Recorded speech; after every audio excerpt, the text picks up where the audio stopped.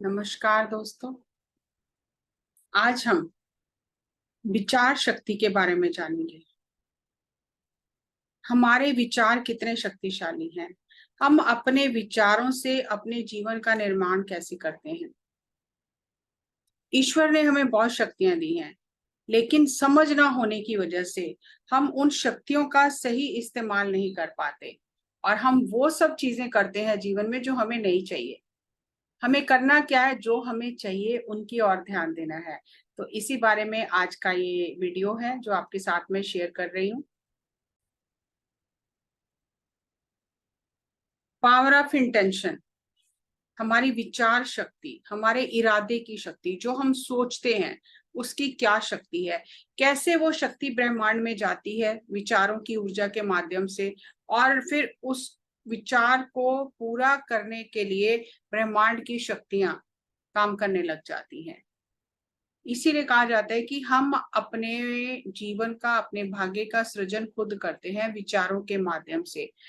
अगर हमें पता हो कि कैसे कर रहे हैं तो हम अपने जीवन को बहुत सुंदर बना सकते हैं। हर एक विचार भविष्य का बीज है। जब हम धरती में बीज बोते हैं तो केवल एक बीज नहीं मिलता, बहुत बड़ा पेड़, और उस पे कितने फल लगते हैं और वो कितना छायादार वृक्ष बन जाता है। लेकिन अगर हमने कांटे बोए हैं तो फिर कांटे वाले वृक्ष हमें मिलेंगे। इसी तरह से एक एक विचार जो हम चुन चुन कर अगर अपने मन में डालेंगे, ये मन की भूमि में चमत्कारिक विचार डालेंगे तो जीवन चमत्कारिक बन जाएगा। लेकिन अगर हमारे अंदर हमेशा नकारात्मक विचार चलते रहेंगे, गलत विचार चलते रहेंगे, वैसा ही हमारा जीवन हो जाएगा। हमारी 5 ज्ञान इंद्रियां हैं। जिस तरह हम कंप्यूटर या लैपटॉप होता है, उसमें एक तो वो लैपटॉप जो हमें दिखाई देता है वो हिस्सा है, एक जो प्रोग्राम उसके अंदर चलते हैं वो हमें प्रोग्राम दिखाई नहीं देते, उसके अंदर वो इंस्टॉल हुए होते हैं। इसी तरह ये ज्ञान इंद्रियां मन को जो सूचनाएं देती हैं और मन उस हिसाब से काम करता है। वो माइंड हमारा एक सॉफ्टवेयर की तरह काम करता है और हमारा शरीर हार्डवेयर है, जो दिखाई देने वाला कंप्यूटर है वो हार्डवेयर हमारा शरीर है। लेकिन मन के अंदर जो जा रहा है वही हमारे भविष्य का, जीवन का, हमारे आगे के आने वाले घटनाओं का सृजन कर रहा है। ये बहुत जरूरी है कि हमारे अंदर क्या जा रहा है। हमारी जो ये ज्ञान इंद्रियां, देखने की इंद्री, सुनने की इंद्री, सूंघने की इंद्री, स्पर्श करने की इंद्री और स्वाद देखने की इंद्री जो है, ये इंद्रियां जो भी दुनिया से सूचना इकट्ठी कर रही हैं, जो अनुभव कर रही हैं, ये सारी सूचना मन के पास पहुंचती है और फिर मन उस हिसाब से काम करता है। वही हमारी आदतें और हमारा व्यवहार बन जाता है। अगर हमारी सोच चमत्कारिक हो तो हम अपने मन को बहुत सुंदर बगीचा बना सकते हैं। आप देखते हो जो लोग घर के बाहर बगीचा लगाते हैं, घर के अंदर बगीचा लगाते हैं, कितनी सुंदरता से वो चयन करते हैं पौधों का, बीजों का, कि किस मौसम में कौन सा पौधा फल देगा, किस रंग का होगा, और उस तरह से वो अपने बगीचे को सजाते हैं। अगर हम बगीचे को ना सजाएं, कच्ची जमीन ऐसे ही छोड़ दें, तो खरपतवार तो ऐसे ही उग जाएगा और वो सारी ऊर्जा ले लेगा, लेकिन उससे कोई लाभ नहीं होगा।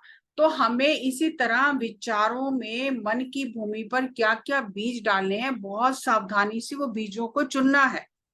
क्योंकि जैसा मन होगा वैसा ही जीवन होगा, जैसे विचार होंगे वैसा ही जीवन होगा। हम मूवी देखने जाते हैं, पर्दे पर कुछ भी नहीं होता, वो खाली होता है पर्दा, वहां पर कुछ नहीं है।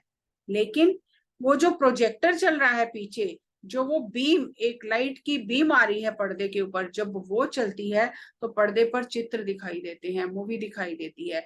तो ये जो जीवन चल रहा है चलचित्र की भांति, ये पर्दा है। इसके पीछे मन बैठा है जो प्रोजेक्ट कर रहा है, जो प्रोजेक्टर चला रहा है। तो अगर हमें जीवन में जो अच्छा नहीं है वो बदलना है तो पीछे विचारों को बदलना होगा, जो मन के अंदर चल रहा है उसे बदलना होगा। मन एक बहुत बड़ा प्रोजेक्टर है, वो सारी प्रोग्रामिंग पीछे होती है।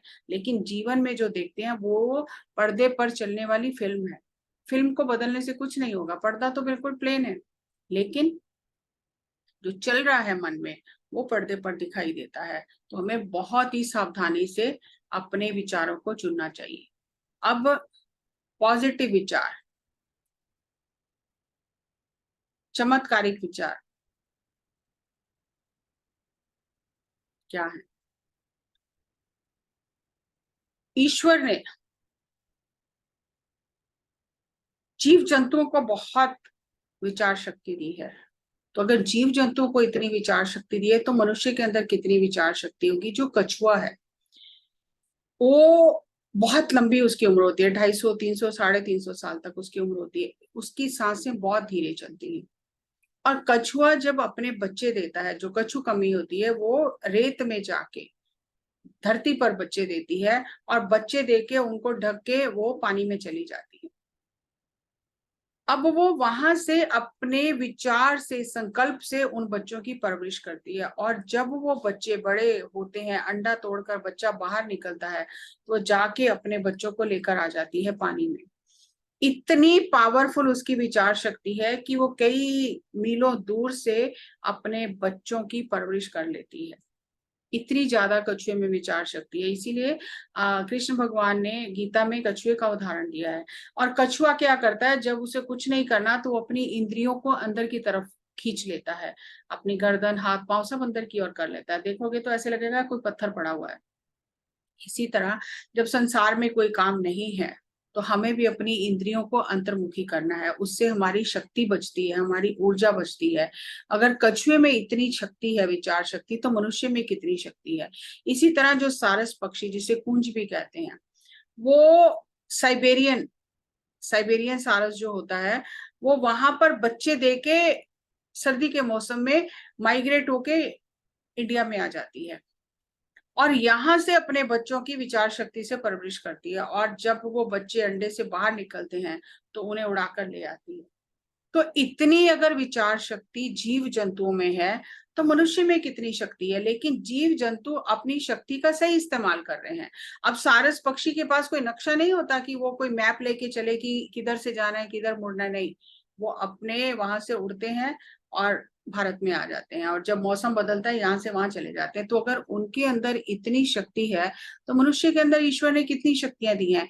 लेकिन हमें उन शक्तियों की पहचान नहीं है, जानते नहीं, उनका इस्तेमाल करना नहीं आता। और आज विज्ञान इन बातों को सिद्ध कर रहा है। एक पुस्तक है becoming super natural, doctor Joy Dispenza की लिखी हुई है। उसमें एक फ्रेंच डॉक्टर रिनपोचे जो है, उन्होंने एक एक्सपेरिमेंट किया कि एक बतख के बच्चे को लेकर उसके साथ एक्सपेरिमेंट किया। पहले उन्होंने एक कमरे में रोबोट को रखा और उसके बाहर एक छोटा सा पिंजरा रखा जो खाली था। अब रोबोट जो है वो पूरे कमरे में घूम रहा है। और उसके बाद उन्होंने उस पिंजरे में बतख के बच्चे को रख दिया कमरे के किनारे में। और जब बच्चे को रखा तो बतख का बच्चा जब आंख खोलता है, वो सबसे पहले जो हिलती हुई चीज देखता है वो उसे अपनी माँ समझ लेता है और उसको अपनी ओर बुलाता है अपनी विचार से, अपनी वाइब्रेशन से। तो जब बतख के बच्चे ने रिमोट को देखा चलते हुए कमरे में, तो उसने अपनी वाइब्रेशन से, अपने विचारों से उस रोबोट को अपनी ओर खींचना शुरू किया। और अब वो रोबोट जो था, जो सारे कमरे में घूम रहा था, अब वो कमरे में ना घूम के वो बतख के बच्चे के पास पास घूम रहा है, पूरे कमरे में जा ही नहीं रहा है। तो ये उन्होंने एक्सपेरिमेंट किया कि अगर बतख के बच्चे में इतनी शक्ति है, विचार शक्ति है, तो मनुष्य में कितनी शक्ति होगी। इसी तरह से हंस जो है, बतख जो है, वो भी अपने बच्चे बाहर देती है और अपनी विचार शक्ति से उन बच्चों को सेती है। जब बच्चे बाहर निकलते हैं अंडे से तो उन्हें लेकर पानी में चली जाती है।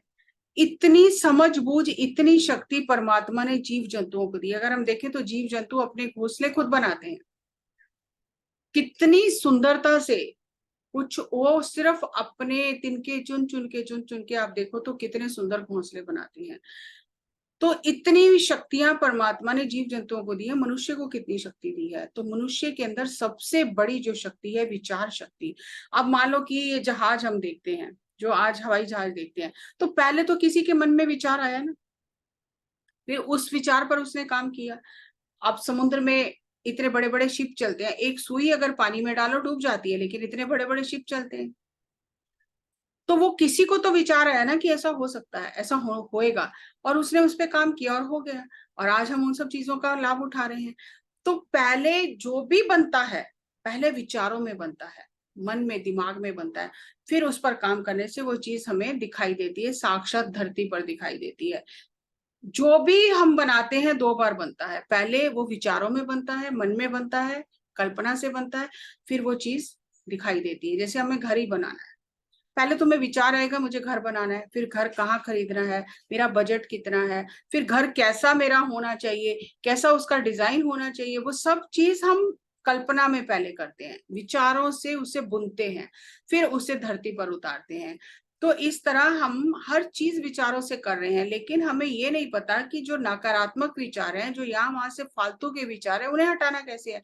तो इसलिए जो फालतू विचार है वो ऊर्जा खा जाते हैं, वो पूरे हो जाते हैं, और जो काम के विचार है उन्हें पूरा होने के लिए ऊर्जा नहीं मिलती, क्योंकि उनके पीछे डर होता है बहुत, ये ना हो जाए, ऐसा ना हो जाए, ऐसा ना हो जाए। और जब हमारा ध्यान ही ना हो जाए पे लगा है तो वो हो जाता है।